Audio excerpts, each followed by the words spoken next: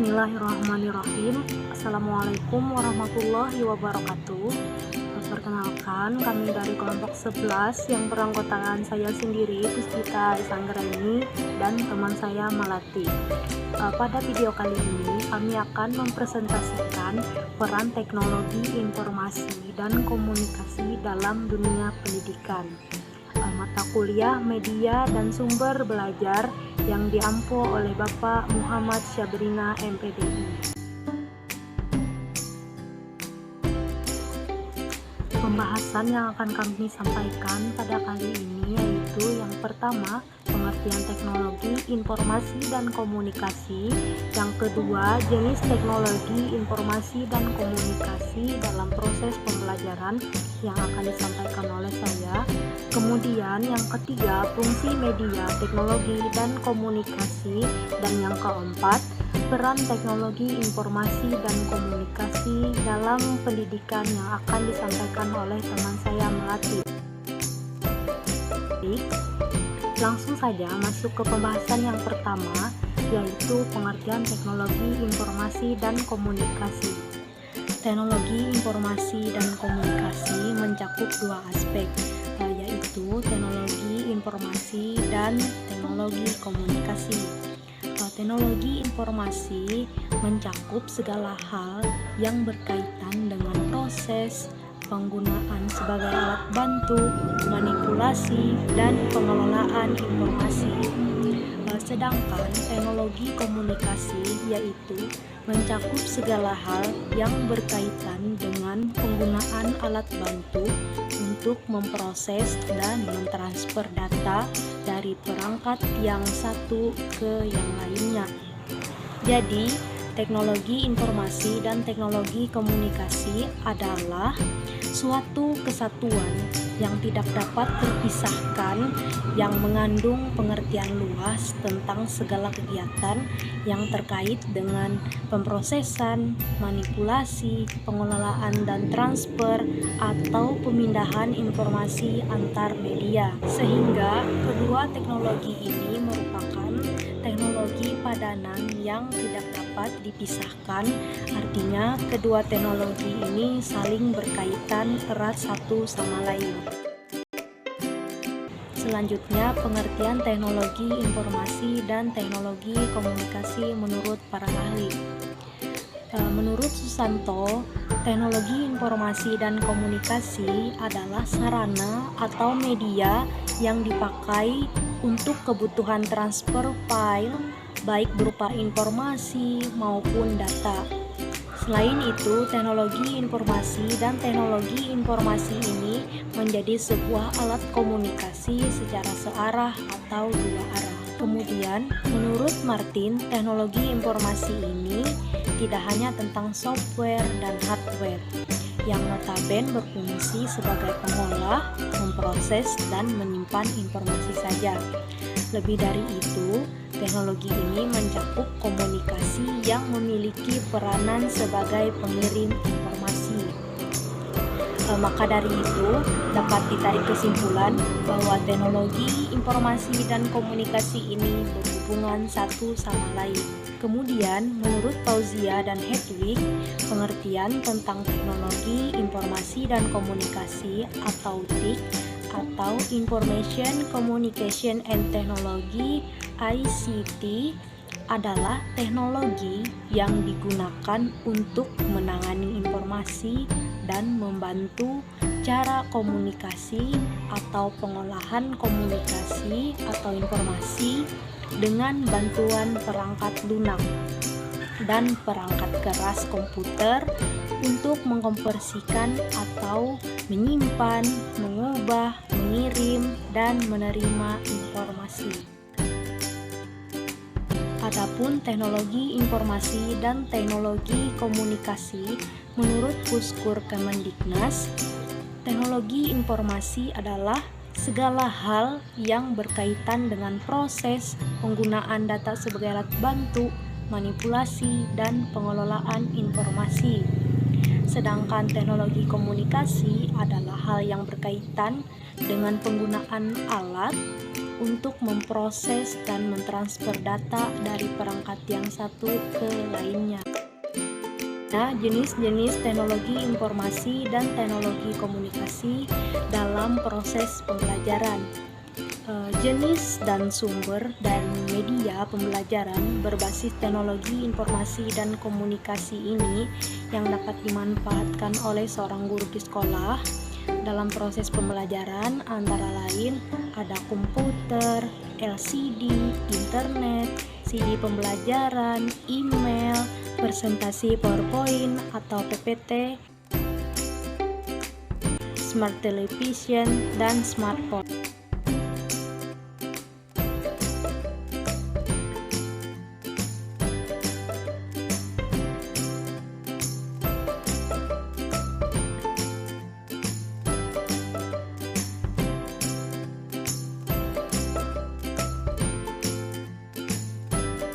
Media teknologi informasi dan komunikasi yang digunakan dalam pembelajaran diantaranya ada Google Classroom, WA, e-learning, Zoom.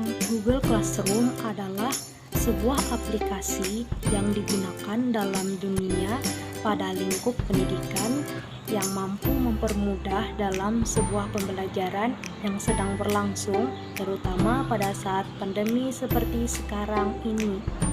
Dan juga dalam platform Google Classroom ada fitur-fitur pendukung seperti Gmail, YouTube, Google Drive, Google Maps, dan Google Translate. Kemudian WhatsApp atau yang sering kita sebut WA sudah tidak asing lagi di telinga kita, yang merupakan salah satu media komunikasi yang sudah tidak asing lagi, yang sangat populer sekali, serta merupakan platform yang kita gunakan saat ini baik untuk kepentingan pribadi maupun sosial dan pendidikan. Adapun e-learning atau electronic learning adalah salah satu bentuk media pembelajaran atau platform yang didukung dengan pemanfaatan teknologi informasi dan komunikasi yang bisa digunakan untuk menunjang pendidikan daring seperti sekarang ini. Kemudian Zoom. Zoom ini merupakan pertemuan dengan video dan berbagi layar dengan jumlah peserta hingga 100 anggota bahkan 1000 partisipan yang dapat bergabung di dalam aplikasi ini. Aplikasi video conference ini memiliki durasi waktu saat melakukan meeting dengan orang lain. Namun demikian, aplikasi Zoom ini sangat membantu dalam ruang virtual karena memiliki kapasitas ruang yang cukup besar dalam sekali pertemuan. Mungkin itu saja yang dapat saya jelaskan mengenai pengertian dan jenis-jenis teknologi informasi dan teknologi komunikasi. Pembahasan selanjutnya akan dilanjutkan oleh teman saya, Melati. Baik, Assalamualaikum warahmatullahi wabarakatuh. Perkenalkan, nama saya Melati. Di sini saya akan melanjutkan presentasi dari teman saya, yaitu Puspita Ais Anggrani. Di sini saya akan melanjutkan pembahasan tentang fungsi media teknologi informasi dan komunikasi.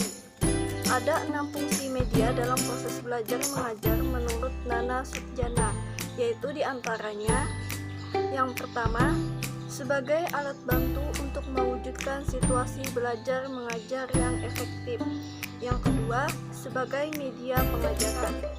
Dan yang ketiga, dalam pemakaian media harus melihat tujuan dan bahan pelajaran. Yang keempat, media pengajaran bukan sebagai alat hiburan, akan tetapi alat ini dijadikan untuk melengkapi proses belajar mengajar supaya lebih menarik perhatian peserta didik. Dan yang kelima, diutamakan untuk mempercepat proses belajar mengajar serta dapat membantu siswa dalam menangkap pengertian yang disampaikan oleh guru. Dan yang terakhir, fungsinya yaitu penggunaan alat ini diutamakan untuk meningkatkan mutu belajar mengajar yang dilakukan oleh guru terhadap peserta didiknya.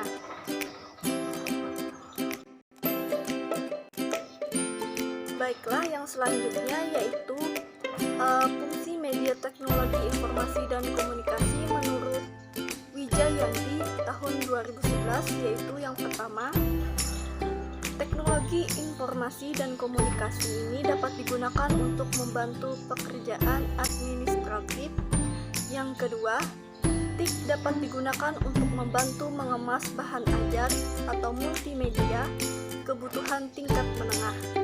Pengemasan berbagai sumber belajar yaitu berupa teks, grafis, audio, video, dan animasi menjadi sebuah perangkat multimedia yang dapat dipastikan dapat menambah daya keefektifan pembelajaran, di mana siswa dapat belajar dan memproses informasi secara sekaligus serta tidak terpisah-pisah atau dilakukan secara pembelajaran holistik.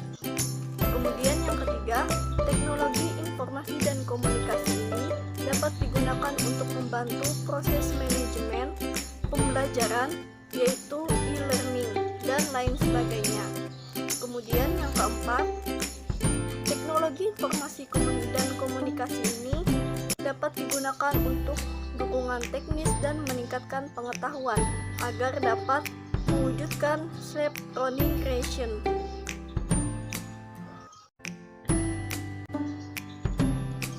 Kemudian yang selanjutnya yaitu peran teknologi informasi dan komunikasi dalam pendidikan. Adapun salah satu perannya yaitu di era globalisasi ini adalah sebagai media informasi. Misalnya internet. Peserta didik dapat mengeksplorasi informasi yang ada di seluruh dunia dengan lebih efisien dan efektif hanya dengan mengakses internet. Kemudian, yang kedua sebagai media komunikasi. Misalnya memanfaatkan jaringan internet untuk chatting dan mailing. Peserta didik dapat berkomunikasi dengan saling bertukar informasi tentang apa yang sedang dibahas. Tidak hanya komunikasi antara peserta didik, namun juga peserta didik dengan guru atau para ahli pun dapat dilakukan. Dengan cara itu, peserta didik akan dengan cepat mendapatkan ide dan pengalaman dari berbagai kalangan. Kemudian selanjutnya yaitu berperan dalam hal mengelola institusi pendidikan. Peran yang dimaksud adalah memudahkan institusi pendidikan untuk menyediakan layanan informasi untuk para peserta didik seperti informasi tentang biaya pendidikan, kurikulum, pembimbing, dan sebagainya, serta untuk mengelola manajemen operasional dengan lebih efisien, efektif, dan juga optimal.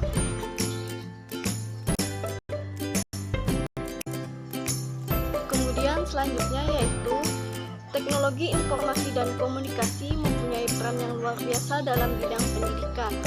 Berbagai perangkat lunak seperti Microsoft Office atau OpenOffice memudahkan para pelajar dalam mengerjakan tugas, seperti laporan praktikum dan artikel. Juga ketika mempresentasikan tugas di dalam kelas. Sistem pengajaran berbasis multimedia, teknologi yang melibatkan teks, gambar, suara, dan video ini mampu membuat penyajian suatu topik atau pembahasan menjadi menarik, tidak monoton, dan mudah dicerna atau dipahami. Seorang murid atau mahasiswa dapat mempelajari materi tertentu secara mandiri dengan menggunakan komputer yang dilengkapi program yang berbasis multimedia. Itulah salah satu peran teknologi informasi dan komunikasi dalam dunia pendidikan. Sekian presentasi dari kelompok 11 mengenai peran teknologi informasi dan komunikasi dalam dunia pendidikan. Kurang dan lebihnya mohon maaf. Wassalamualaikum warahmatullahi wabarakatuh.